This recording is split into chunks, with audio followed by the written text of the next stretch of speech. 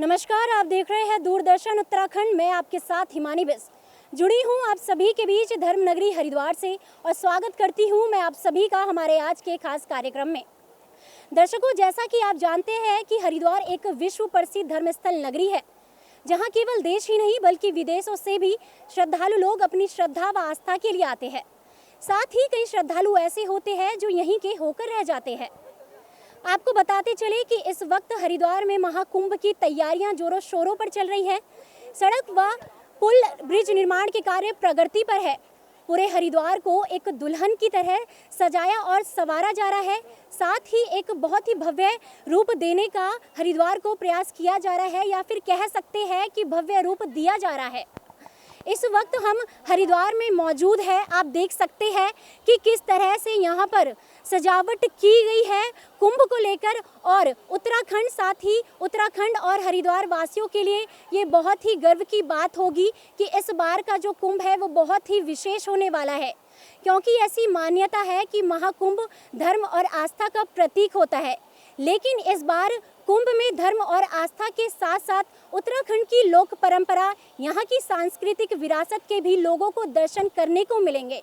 तो ये अपने आप में उत्तराखंड वासियों के लिए बहुत गर्व की बात है। तो चलिए दर्शकों, आज के कार्यक्रम में हम आपको दिखाते हैं कि धर्म नगरी हरिद्वार में किस तरह की तैयारियां महाकुंभ को लेकर की जा रही है।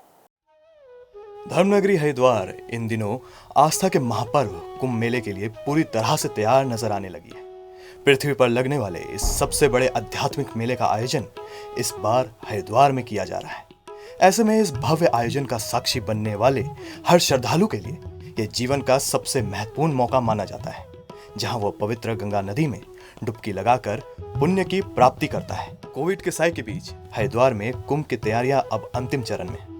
आस्था के मेले के लिए हर की पैड़ी से लेकर पूरी कुंभ नगरी का कायाकल्प किया जा रहा है। कुंभ नगरी को आस्था और संस्कृति के रंगों से रंगा जा रहा है। दीवारों पर सुंदर चित्र और उपदेश लिखने शुरू हो गए हैं। पुलों, गंगा घाटों, पानी की टंकियों, भवनों आदि को भी आकर्षक रंगों से सजाया जा रहा है। हरिद्वार पहुंचने पर हमने स्वयं इन तैयारियों का जायजा लिया और मेला भवन पहुंचकर संबंधित अधिकारियों से मेले के लिए की जा रही व्यवस्थाओं को करीब से समझने का प्रयास किया। तो दर्शकों, इस वक्त हमारे साथ मौजूद है महाकुंभ पर्व 2021 के अपर मेला अधिकारी डॉक्टर ललित नारायण मिश्र जी, जो कि एक वरिष्ठ पीसीएस अधिकारी भी है। तो चलिए सीधा उनसे बात करते हैं और जानकारी लेते हैं महाकुंभ पर्व 2021 की। तो सबसे पहले तो सर, आपका बहुत बहुत स्वागत करती हूं मैं, और हम आपसे ये जानना चाहते हैं कि महाकुंभ पर्व 2021 के लिए क्या उचित व्यवस्थाएं की जाएगी, या फिर क्या विशेष कार्य हरिद्वार में किए गए हैं। धन्यवाद आपका। मैं बताना चाहूँगा कि हमारे जो कुंभ मेले की तैयारियों में हमने परमानेंट वर्क्स लगभग पूरे कर लिए हैं। 8 हमने परमानेंट पुल बनाए हैं। इसके अलावा घाटों का विस्तारीकरण किया गया है। घाटों के विस्तारीकरण में हमने 8 नए घाट बनाए हैं, जिससे स्नानार्थियों के लिए ज़्यादा स्पेस मिल सकेगा नहाने के लिए। इसके अलावा में 2 सब स्टेशन हमारे बिजली के बने हैं और 7 टेम्प्रोरी ब्रिज जो स्नानार्थियों को डिफरेंट सर्कुलेशन एरिया के लिए हमने बनाए हैं। तो ये हमारी जो तैयारियां हैं, मेजर तैयारियां जिनकी हम बात करते हैं, वो हमने रेडी कर ली हैं। तो मैं आपसे ये जानना चाहती हूँ कि अभी तक कितने स्थायी कार्य हरिद्वार धर्मनगरी के अंदर पूर्ण हो चुके हैं। इन तरह की जो व्यवस्थाएं, हमारी जो बेसिक इंफ्रास्ट्रक्चर की व्यवस्थाएं हैं वो पूरी हो गई हैं। और उसमें आकर्षण के केंद्र में अगर हम बात करें तो हमारा जो आस्था पथ है वो भी आकर्षण का केंद्र एक रहेगा। इसके अलावा हर की पौड़ी का जो रिनोवेशन है वो भी लगभग पूरा हो गया है। तो इस तरह से जो परमानेंट व्यवस्थाएं हैं जिसको हमें करना था वो हमने पूरी कर ली हैं। तो इसमें महाकुंभ में धर्मनगरी में विशेष आकर्षक चीज़ ऐसी क्या रहेगी जो श्रद्धालुओं को अपनी ओर आकर्षित करने वाली है। हमारे जो हरिद्वार शहर है उसको सजाने के लिए, उसको ब्यूटीफाई करने के लिए हमने कई तरह की थीम ली हैं, जिसमें उत्तराखंड की लोक परंपरा, संस्कृति और जो पौराणिक हमारे महत्व के जो चित्र हैं, पेंटिंग्स हैं, वो विभिन्न जगहों पर बनाए जा रहे हैं। और जैसा कि आपने देखा भी होगा, राम पथ एक बना हुआ है जो हमारी पूरी रामायण की स्टोरी को दर्शाता है। इसके अलावा हमारा जो आस्था पथ है जो हरिद्वार के उसमें गंगा जी के किनारे बना हुआ है, वो मुख्य आकर्षण का केंद्र रहेगा। और आप पेंटिंग्स को अगर देखें तो पूरे हरिद्वार शहर में इस तरह की जो थीम पर जिसमें उत्तराखंड की लोक परंपरा, संस्कृति और पौराणिक महत्व के विभिन्न तथ्य हैं, उनको उकेरा जा रहा है। तो सर, इतनी अहम जानकारियाँ हमारे साथ साझा करने के लिए आपका बहुत बहुत धन्यवाद करती हूँ मैं। Thank you very much. Kumbh की दिव्यता को चार चांद लगाने के साथ ही यहाँ आने वाले श्रद्धालुओं और पर्यटकों को शांत वातावरण उपलब्ध कराने के लिए गंगा किनारे आस्था पथ तैयार किया गया है। इस पथ के निर्माण के पीछे प्रशासन का मकसद यहाँ आने वाले श्रद्धालुओं को शांत वातावरण के बीच योग, ध्यान के साथ विशेष प्रकार की अनुभूति महसूस कराना है। तो दर्शकों, इस वक्त हम मौजूद हैं हरिद्वार कुंभ क्षेत्र के आस्था पथ पर, जो कि रिवर फ्रंट डेवलपमेंट प्रोजेक्ट के अंतर्गत गंगा किनारे महाकुंभ पर्व पर विशेषकर श्रद्धालुओं के लिए बनाया गया है। यानी कि जो श्रद्धालु महाकुंभ पर हरिद्वार आएंगे, उनको आस्था, श्रद्धा और भाव के साथ साथ मन की शांति भी प्राप्त हो सकती है। तो बहुत ही सुंदर ये दृश्य है पीछे, जो कि दीवारों पर बनाया गया है, और अपने आप में ये बहुत ज़्यादा गर्व की बात है हरिद्वार वासियों के लिए कि श्रद्धालु, जो भी श्रद्धालु, तमाम लाखों श्रद्धालु हरिद्वार आएंगे महाकुंभ में, उनको इस तरह की चित्रकारी अपनी ओर आकर्षित करेगी। तो चलिए, आपको पूरा ये आस्था पथ है, हम उसके दर्शन कराते, आपको इसकी खूबसूरती दिखाते हैं।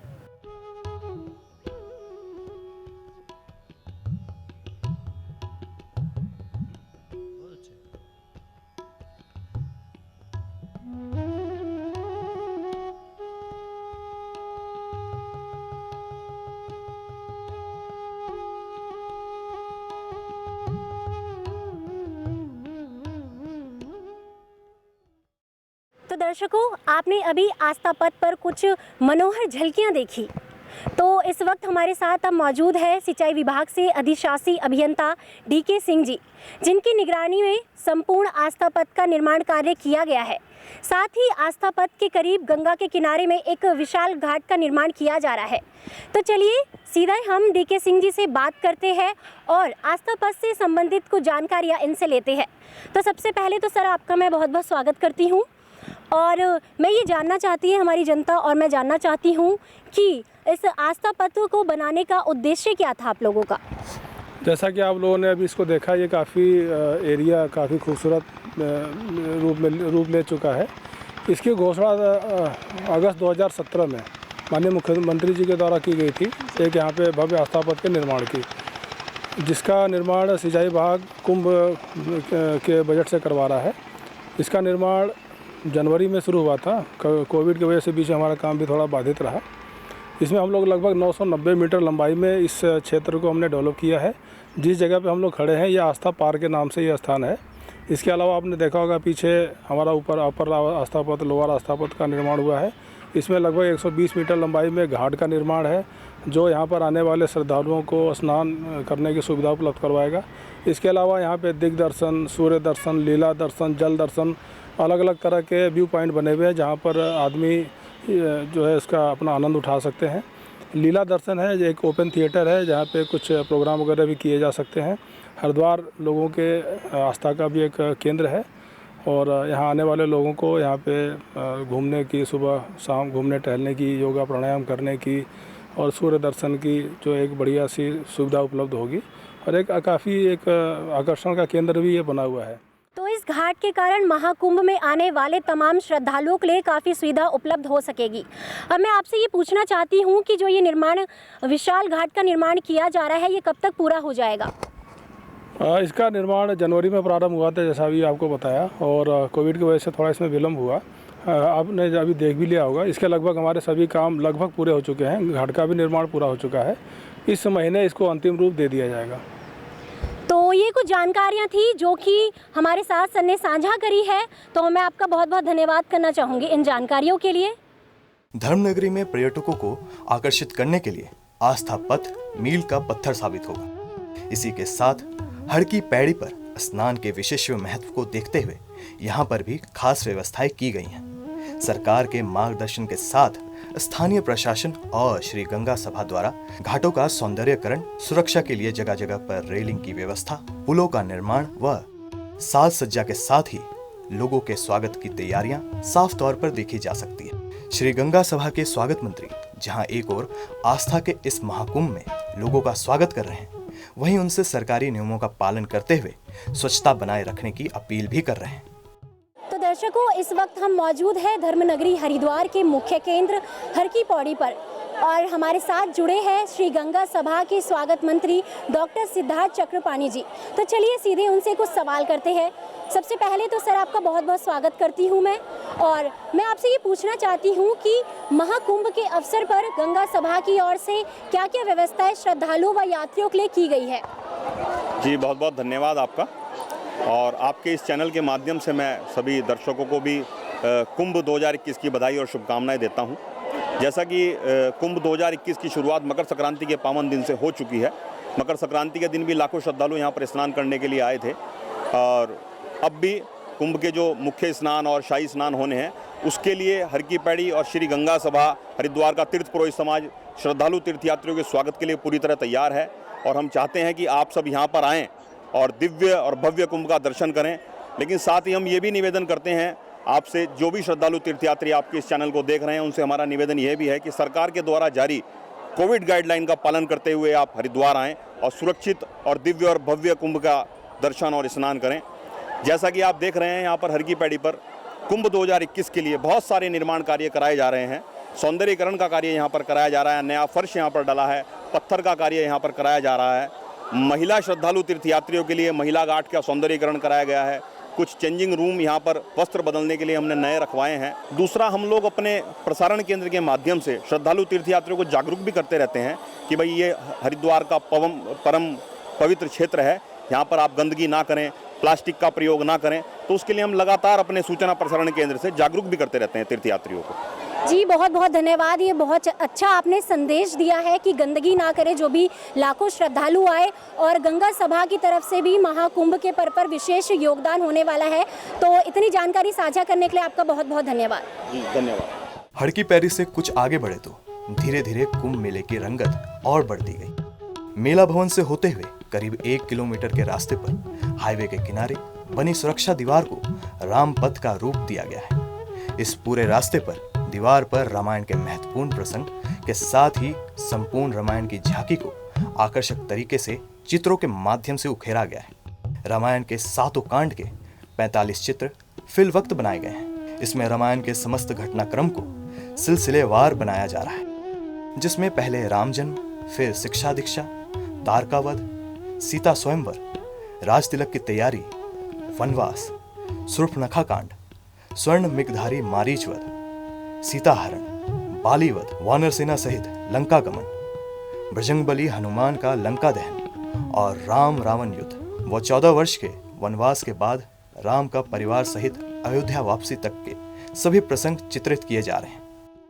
तो दर्शकों, इस बार महाकुंभ पर्व 2021 के लिए तैयार हो रही धर्मनगरी उत्तराखंड की लोक परंपराओं और संस्कृति के रंगों से सरोबार हो उठी है। यहाँ की दीवारों पर उकेरा गया धार्मिक आस्था, लोक परंपराओं और पौराणिक विरासत का वैभव भी श्रद्धालुओं को अपनी ओर आकर्षित करने वाला है। सरकार की ओर से धर्मनगरी को सजाने और संवारने के साथ साथ ही स्वच्छ रखने के लिए भी कोई कसर नहीं छोड़ी जा रही है।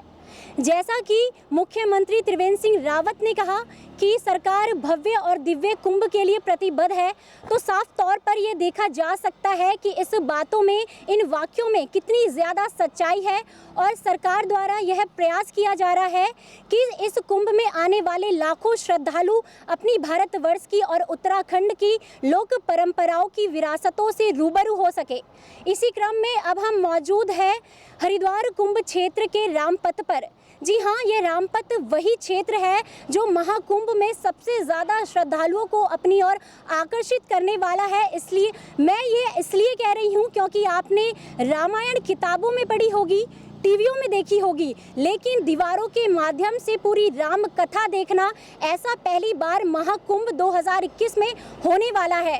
तो चलिए हमारे साथ इस दीवार में जो राम कथा, इसको चित्रकारी के रूप में सजाया गया है, जिस संस्था के द्वारा बिंग भागीरथी, उसके एक सक्रिय सदस्य हमारे साथ मौजूद है, हमसे जुड़े हैं।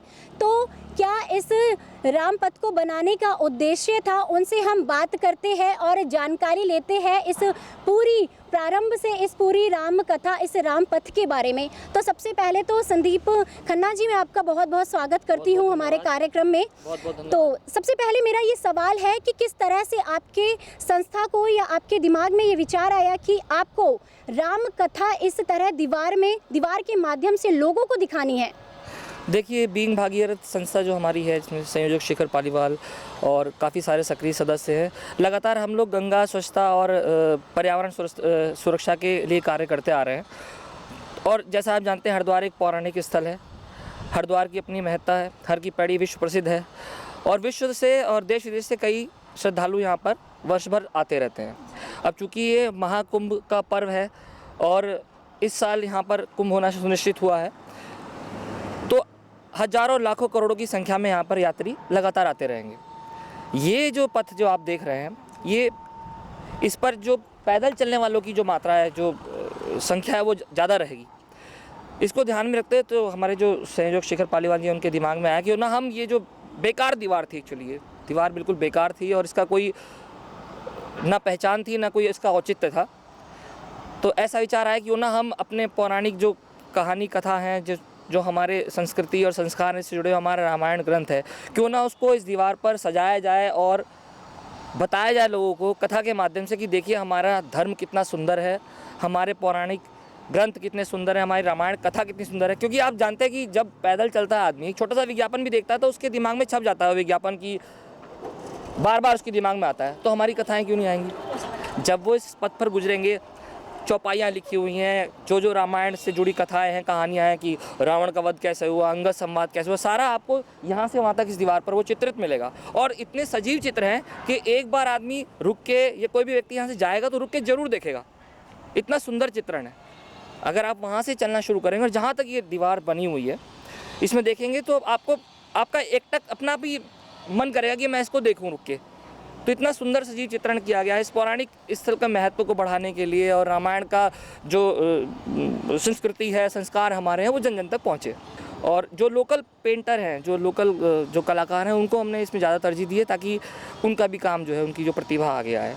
और यही कहना चाहूँगा कि बेसिकली जो बच्चे छोटे छोटे जाएंगे, देखेंगे वो दीवारों पर रामायण के पात्रों को और जो कला है रामायण की बनी हुई कलाकृतियाँ, उसके माध्यम से उनको पता लगा कि जो वो किताब में पढ़ते हैं और उसका सजीव चित्रण उनको मिलेगा तो अपने आप ही कंठस्थ हो जाएगा। इस दीवार पे ये कला करने के लिए आपने केवल यही पथ क्यों चुना? देखिए, जैसे कुंभ का पर्व है और महाकुंभ है, तो प्रशासन को यातायात की व्यवस्था को दुरुस्त बनाने के लिए कई उपाय करने हैं और कर भी रही हैं। तो ये पथ जो है बेसिकली उन लोगों के लिए जो पैदल यात्री हैं, सारा ध्यान जो है वो केंद्र रहेगा पैदल यात्रियों के ऊपर कि उनको किसी तरह की असुविधा ना हो। आप देख सकते हैं यहाँ पे सब बैरिकेड वगैरह का काम चालू हो चुका है। ये बेसिकली पैदल चलने वालों के लिए है। तो जब पैदल चलने वाले इस दीवार की तरफ देखेंगे तो उनका ध्यान अपने आप ही स्वतः ही चला जाएगा दीवार के ऊपर। और जो भी चित्रण किया गया है उससे पहले उसकी चौपाई लिखी हुई है कि ये चौपाई है, उसके से रिलेटेड ये पिक्चर है। तो सारा जो ध्यान में रख के किया गया है ये काम, ये ध्यान में रखा किया गया कि पैदल चलने वाले जब इस दीवार को देखें, साथ साथ उसकी चौपाई भी पढ़ते चलें, ताकि हम उसका और अधिक से अधिक ज्ञान प्राप्त कर सकते हैं चौपाई के माध्यम से रामायण के बारे में। और एक सवाल मैं और पूछना चाहूँगी कि सबसे जो मेन उद्देश्य था आपका इस रामायण के पीछे, क्योंकि कोरोना काल में हमने लॉकडाउन में बैठ के अपने घरों में राम कथा देखी है, रामायण देखी है, लेकिन अब 2021 में महाकुंभ में हमें रामायण इस दीवार के माध्यम से देखने को मिलेगी। तो आपके अंदर कितना उत्साह है इस बात को लेकर? देखिए, सबसे पहली और महत्वपूर्ण बात तो यह है कि पूरे विश्व में ऐसा कार्य किसी ने नहीं किया। बीइंग भागीरथ पहली ऐसी संस्था है जिसके मस्तिष्क में ये बात आई कि हम इस दीवार का निर्माण करें। आप किसी भी शहर में चले जाइए, किसी भी प्रदेश में चले जाइए, ऐसी दीवार आपको कहीं नहीं मिलेगी जिसमें पूरी रामायण चित्रित हो। तो सबसे खुशी की बात तो यही कि बच्चे से बच्चे और बड़े से बड़े लेकर सभी इसका एंजॉय करेंगे और इसके माध्यम से जानेंगे कि रामायण कितनी गूढ़ और कितनी रहस्यमयी और कितनी महत्वपूर्ण है हमारे जीवन के लिए, जिससे हमें संस्कृति और संस्कार के बारे में जानकारी मिलती है। मेन खुशी तो यही है। और जितने श्रद्धालु यहाँ आते हैं दूर दूर से, उनको एक नई दीवार के रूप में रामायण का पूरा चित्रण और पूरी कथा मिलेगी। जी बिल्कुल, हरिद्वार वासियों के अंदर इस बात को लेकर बहुत गर्व महसूस हो रहा है कि लाखों श्रद्धालु जो आएंगे वो इस तरह से अनोखा कार्य हरिद्वार के अंदर देखेंगे। तो मैं आपका बहुत बहुत धन्यवाद करती हूँ कि आप हमसे जुड़े और इतनी अहम जानकारियाँ हमारे साथ साझा करी। धर्म आस्था के साथ साथ उत्तराखंड की लोक परंपराओं और संस्कृति के रंगों की छटा भी आपको हरिद्वार के कोने कोने पर देखने को मिल सकती है। चाहे केदारनाथ, बद्रीनाथ, गंगोत्री या यमुनोत्री धाम के चित्र हो, या फिर पहाड़ की लोक कला और परंपराओं से समृद्ध दिनचर्या को दर्शाती पेंटिंग हो, यहाँ आने पर आप एक ही पल में कई मंजरों को महसूस कर सकते हैं। हरियाणा, मध्य प्रदेश, उत्तर प्रदेश सहित स्थानीय कलाकार अपनी कला के इस योगदान को अपना सौभाग्य मानते हैं। इस वक्त हमारे साथ मौजूद है वही शख्स, उनमें से एक ही शख्स मौजूद है जो चित्रकारिता जो कर रहे हैं इन दीवारों पर। इनका नाम रोहित है। मैं आपका स्वागत करती हूं सर। सबसे पहले तो मैं सबसे पहले आपसे ये सवाल करना चाहती हूँ कि आपने बहुत सी जगह में चित्रकारिता करी होगी दीवारों पर, क्योंकि आप एक आर्टिस्ट है, लेकिन धर्मनगरी हरिद्वार के अंदर वो भी महाकुंभ के अवसर पर आपका कैसा अनुभव रहा है? नहीं, बहुत बढ़िया रहा है यहाँ पर जो हम लोग को वॉल मिल रही है और जो वातावरण है थोड़ा सा बहुत ज़्यादा बेटर लगा। और फिर जो गवर्नमेंट सपोर्ट कर रही है काम में वो बहुत अच्छा है, तो हम लोग काम करने में मज़ा आ रहा है यहाँ पर। बस ये है कि थोड़ा जल्दी और कोरोना टाइम की वजह से थोड़ा सा हम लोग को जो जल्दबाजी में टाइम मिला करने के लिए, बहुत ज़्यादा जल्दी करने के लिए, तो बस इसी में थोड़ा सा प्रॉब्लम हो रहा है। सर, हमने देखा कि हरिद्वार में बहुत सी जगह दीवारों पर बहुत सुंदर सुंदर धार्मिक चित्र बनाए गए हैं, जो कि उत्तराखंड की संस्कृति से भी संबंधित चित्र है, वो देखने को मिले। तो आपके दिमाग में ऐसे विचार कहाँ से आते हैं कि इस जगह में आप ऐसे चित्र बनाएंगे? सारा क्रेडिट तो मेलाधिकारी को जाता है कि उनकी सोच बहुत अच्छी है और अच्छे से अच्छी चीज़ हम लोग को देते हैं कि ये बनना है, तो लोड तो उनके ऊपर ही ज़्यादा है। फिर वो जो हमें देते हैं, फिर हम अपनी कलाकारी से उसको थोड़ा सा अच्छा बनाने की कोशिश करते हैं। हम लोग आर्टिस्ट हैं, ज़्यादा से ज़्यादा सुंदर बनाने की कोशिश करते हैं कि हमें ये तो नहीं है कि हमें यहाँ से काम करके चले जाना है, मगर हमारी जो पिक्चर जो हम तस्वीर पे कलाकारी उसमें कर रहे हैं, वो ये रहता है कि जितना ज़्यादा सुंदर रह जाए, तो कभी हम लोग नाम देखें या हम आते हैं या हमारे कोई फ्रेंड्स वगैरह आते हैं, तो हमें ये लगे कि नहीं, हमने बनाया था और उसमें मेहनत हमारी नज़र आती है। हरिद्वार में रहते हुए महाकुंभ के पर्व पर आप ऐसा धार्मिक कार्य कर रहे हैं, तो बहुत एक गर्व अनुभव होता है, महसूस होता है। तो आपको भी कुछ ऐसा हुआ? हाँ, ये फील होता है कि हाँ, हमें कुछ धार्मिक उसमें काम कर रहे हैं और बहुत अच्छा महसूस होता है कि हम लोग वो अपने कल्चर को वापस ला रहे हैं, कि हम भूल नहीं रहे हैं उस चीज़ को। और फिर हरिद्वार है, तो हरिद्वार एक उत्तराखंड में जो अपना गढ़वाल से कुछ बहुत पेंटिंग्स उसमें होती हैं, और फिर अपना देवभूमि है ये, तो उसमें जितनी भी चीज़ें हैं सब उससे रिलेटेड हैं। तो हमें भी अनुभव होता है कि इस शहर में आए हैं, तो इस शहर की कुछ चीज़ें जो हमें नहीं पता है वो पता हो जाती है। इस दौरान थोड़ा हौसला बढ़ता है कि हम लोग की पेंटिंग जो बनती हैं वो पब्लिक के सामने आती हैं, और वो आप इलेक्ट्रिक मीडिया की तरफ से उनको देखने को मौका मिल रहा है कि शहर में हो क्या रहा है, या सब अपना जितना भी बंदा है काम कर रहा है, दूर दूर से आए हैं। ऑलमोस्ट हम लोग कानपुर से हैं, गाज़ियाबाद से हैं, और हिंदुस्तान से बहुत ज़्यादा दूर दूर से आए हुए हैं। ये नहीं कि हमारा एक ही शहर से, बहुत दूर दूर से, बंगाल से भी हैं और उड़ीसा से भी हैं, ऐसे ऐसे आर्टिस्ट हैं। तो हरिद्वार को सजाने के लिए जो आए हैं वो ऑल ओवर इंडिया ही से आर्टिस्ट आए हैं, अपनी मेहनत दिखा रहे हैं। तो ये तो हमारे लिए बहुत ही खुशी की बात है। मैं आपका धन्यवाद करती हूँ कि आपने हमसे बातचीत की और कुछ जानकारियाँ इस चित्रकार से संबंधित हमें बताई। तो आपका बहुत बहुत धन्यवाद। विश्व भर से कुंभ में करोड़ों की संख्या में श्रद्धालु भाग लेते हैं। ऐसे में कोरोना से पार पाते हुए इतने कम समय में हरिद्वार में की गई तैयारियां वाकई अद्भुत हैं। स्थानीय लोगों को कहना है कि सरकार और स्थानीय प्रशासन द्वारा की गई व्यवस्थाएं असाधारण हैं, जो यहां आने वाले लोगों को अवश्य ही मंत्रमुग्ध कर देगी। अब इस समय हमारे साथ जुड़े हैं हरिद्वार निवासी मोहित जोशी जी। तो मैं आपका स्वागत करती हूँ। साथ ही सबसे पहला सवाल मेरा ये है कि पहले के मुताबिक कुंभ के अवसर पर आपको क्या बदलाव अब देखने को मिले हैं? धन्यवाद हिमानी जी।